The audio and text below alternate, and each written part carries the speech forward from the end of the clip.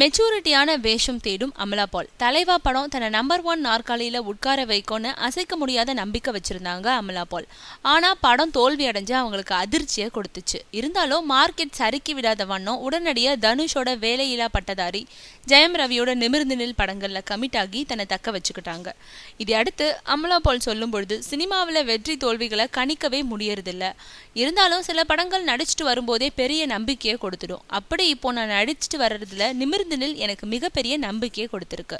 அந்த படத்துல தமிழ்ல ஜெயம் ரவியோடையும் தெலுங்குல நானியோடையும் நடிக்கிறேன். முதல்ல தமிழ் பதிப்புக்கு என்னை ஒப்பந்தம் செஞ்ச சமுத்திரக்கனி நான் நடிக்கிறத பார்த்து தெலுங்கு பதிப்புலையும் நடிக்க வச்சாரு.